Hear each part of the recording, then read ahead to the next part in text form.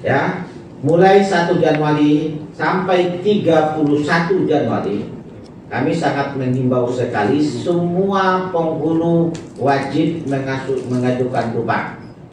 Catatan penting buat kita, Permenpan 9 belum menggunakan kenaikan pangkat yang merupakan integrasi.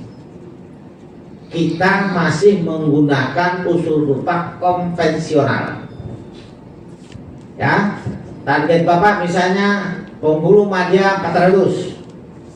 Ketika Bapak duduk di 4A, maka 400 berapapun sisanya dari 400 itu masih bisa diperhitungkan untuk kenaikan pangkat berikutnya. Ketika sudah menggunakan format integrasi antara angka kredit dengan kinerja dengan SKP, maka ketika Bapak duduk di jabatan satu tingkat lebih tinggi, angka kreditnya 0. 0 pemahamannya adalah ketika kewajiban penghulu naik ke penghulu muda itu 200, Bapak memperoleh angka kredit misalnya 230, maka 30-nya dianggap tidak ada. Ketika mau naik pangkat ke 3C, misalnya kewajiban angka kreditnya 300, salah ya, ke 3C itu 200. Nah, ketika Bapak mau naik pangkat ke 3C merupakan apa? Angka kreditnya itu 200, maka kelebihan dari 200 itu tidak bisa dihitung. Saya ulangi ya, nyambung apa saya perlu saya ulangi? Nyambung. Ya, tadi keliru ngomongnya. Nyambung dan diulangi. Oh, ya oke. Kewajiban untuk naik ke 3B itu ada 150.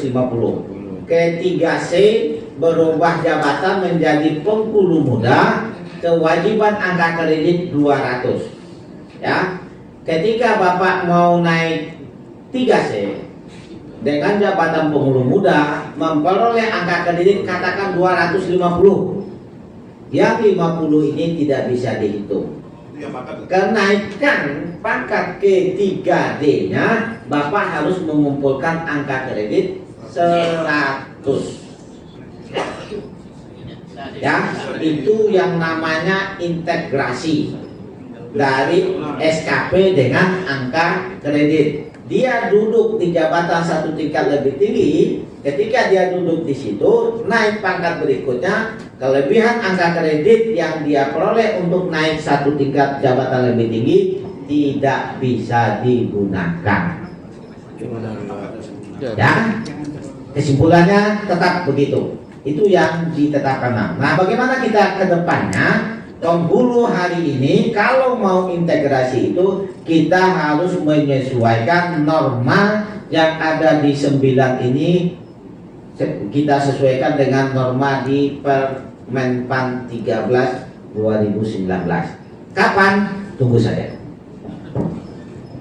Kemudian untuk 1 Januari besok ya, ini kebetulan ketua APRI semuanya yang saya harapkan ini harus sosialisasi. 1 Januari itu ada 2 kemungkinan. Pertama, ada orang mengusulkan dupa bisa dinaikkan pangkat dan jabat dan atau bahasanya. Bisa terjadi pangkat saja, bisa terjadi dua-duanya, naik jabatan dan pangkat. Saya jelaskan satu, apabila dia dupa nanti untuk kenaikan pangkat, maka bisa diproses kenaikan pangkatnya sesuai dengan Permenpan 9. Semua pejabat pembina di kabupaten, di provinsi atau di pusat wajib memprosesnya untuk kenaikan pangkat. Ketika usul dupa besok bisa untuk kenaikan pangkat dan jabatan, dia harus mengikuti juga kepada Permenpan 9 dengan memenuhi persyaratan salah satu formasi, yang kedua uji kompetensi. Singkat saja, formasi sudah bisa kita baca di sini nanti. Tergantung keaktifan penghulu ini semuanya login menggunakan SSO penghulu. Apa Apabila semuanya login sesuai target kami di November ini semuanya, maka data sudah lengkap. Kebutuhan penghulu insya Allah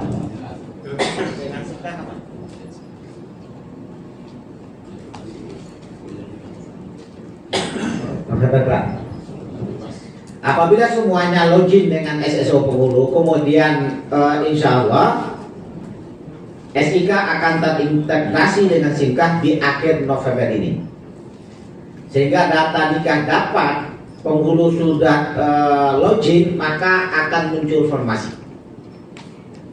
Ketika tidak efektif ya sampai Desember, maka teman-teman yang bisa naik pangkat dan jabatan itu memakan waktu tertunda. Kami akan minta data kepada Kadwil, Kadwil akan minta data ke kabupaten kota untuk memberikan data nikah, data penghulu, kemudian diinput di dalam aplikasi. Nah, ini rata-rata yang akan panjang dan pasti, saya pastikan akan tertunda kenaikan jabatan dan pangkat yang mengajukan usul di Januari besok. Nah, untuk itu sangat kami harapkan sekali semua teman-teman para penghulu atensinya untuk login ya kepada Ketua APRI Provinsi. Saya harapkan mengawal, betul-betul dikawal. Semua penghulu sudah login dengan SSO ini. Soal update ya, ada yang tidak lengkap nanti, itu soal nomor 2. Yang terpenting terbaca dulu kebutuhan penghulunya. Kalau sudah terbaca kebutuhan penghulu, ada teman kita nanti yang naik pangkat plus jabatan di awal Januari besok, bisa kita proses secepatnya. Satu hal informasi yang perlu kita ketahui semuanya, khusus bagi para penghulu, BKN itu tidak akan pernah, bukan tidak akan, BKN itu akan terima memproses kenaikan pangkat kenaikan pangkat dan jabatan atau jabatan apabila usulnya untuk April itu di 20 di akhir November, di akhir Februari. Saya ulangi, di akhir Februari semua usul yang kenaikan pangkat dan atau jabatan sudah masuk ke BKN, baik itu BKN pusat maupun Kanrek. Kanrek untuk 3D ke bawah, pusat 4A ke atas.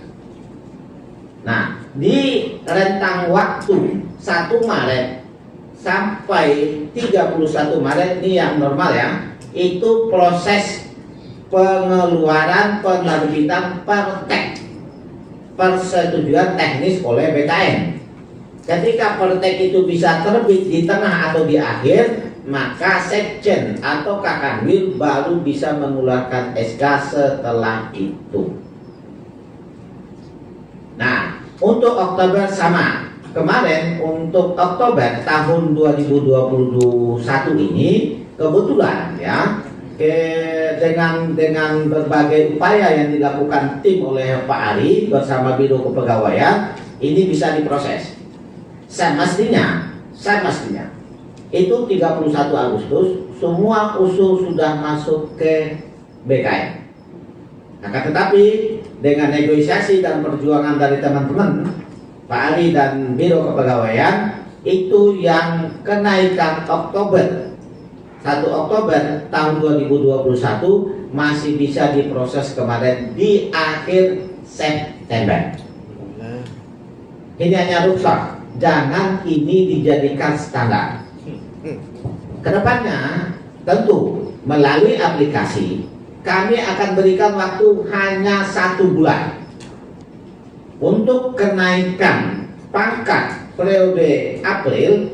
Kami berikan paling lambat di akhir Januari sudah di closing usul by aplikasi. Ya, ingat Bapak-bapak, 31 Januari tidak ada lagi pengiriman usul. Kalau input nggak ada batas, mengupload tidak ada batas, tapi usul KP hanya berakhir di 31 Januari. itu by aplikasi nanti. Untuk periode Oktober berakhir di 31 Juli. Tidak ada notifikasi pengiriman lagi di aplikasi. Ya. Nah, ini tolong nanti disampaikan kepada kita semuanya. Semoga apa yang kita rencanakan hari ini dapat berjalan dengan maksimal tentunya. Sebelum ada diskusi, ya kita berikan waktu kepada programmer menjelaskan ini. Syukur-syukur bisa praktek. Nah, interaktif di praktek ini kita coba diskusikan. Kalau soal kebijakan, itulah arahnya yang sudah terjadi. Saya kira ya, nanti kita diskusinya ya, Bapak Ibu ya. Kita masuk ke dalam paparan dari aplikasi ini.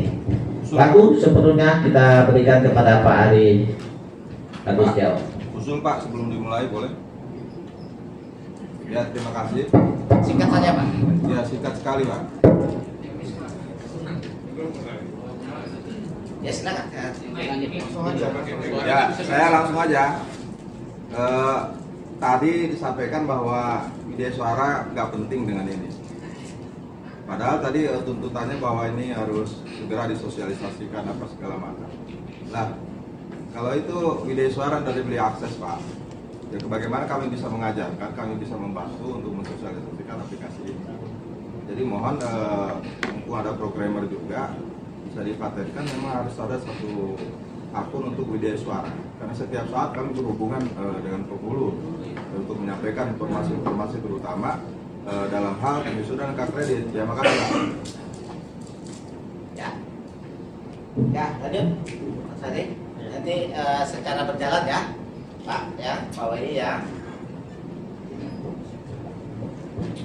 Assalamualaikum warahmatullahi wabarakatuh.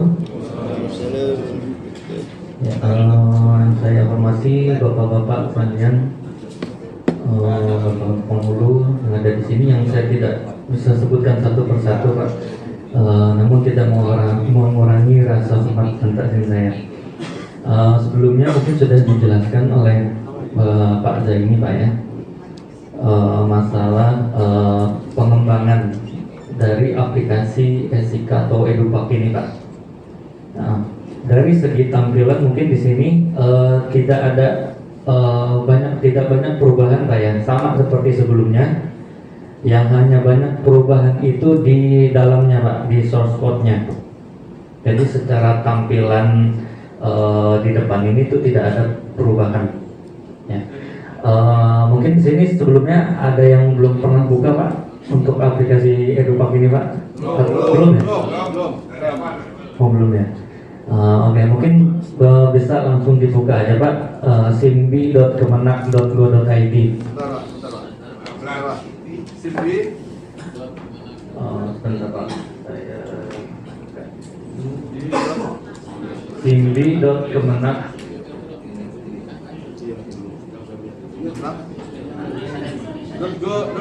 Ini SIM penghulu ya? Ya ini Pak.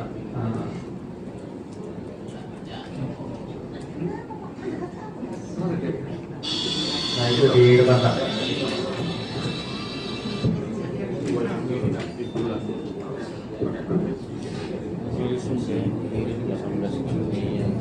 Ya ini URL Pak nanti tinggal dibuka. Nah dari aplikasi yang pengembangan tahun ini itu sebenarnya masih banyak kekurangan Pak ya. Jadi kalau misalkan nanti Bapak tes di rumah atau dimanapun itu ya, kalau misalkan ada error itu mungkin tolong infokan ke saya langsung Pak ya. Karena di sini saya sekaligus meriset data Pak, dari data kepegawaian itu saya ambil. Itu kan karena masing-masing penghulu itu kan beda-beda Pak ya, isi biodata pribadinya ya.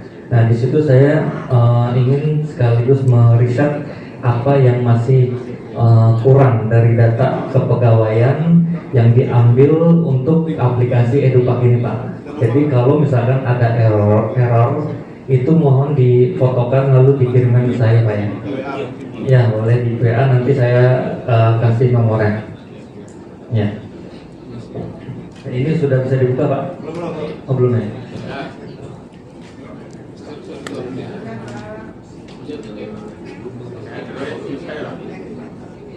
Ya nanti kan keluarnya seperti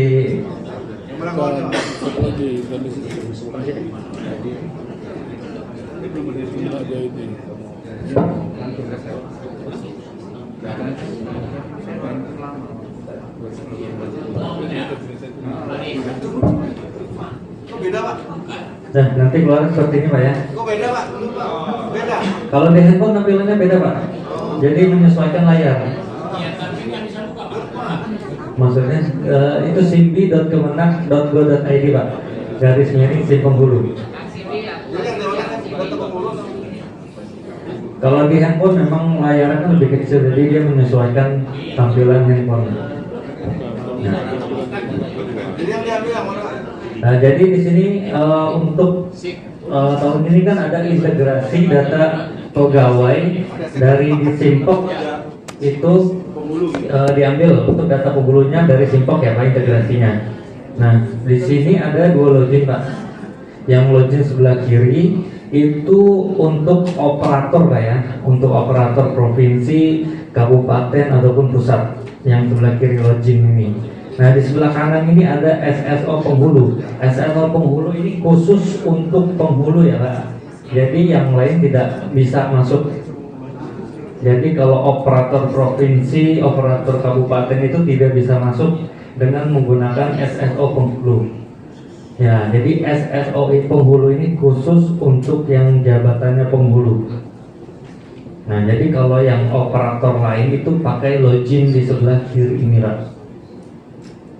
Ya, itu mohon diingat Pak loginnya. Nah, oh. Nggak keluar SSO-nya ya? SSO-nya keluar. Nggak keluar. Ada di sebelah pojok kanan Pak. Ya, setelah login dah. Iya. Ya, nggak ada SSO-nya. Ada. Sebelum Oh iya iya. oh sudah. Ya. Lanjut dulu Mas. Ya. Lanjut dulu Pak. Login ya. Untuk penghulu mungkin bisa diklik SSO penghulunya Pak. Oh ya sudah mau login. Untuk penghulu ya.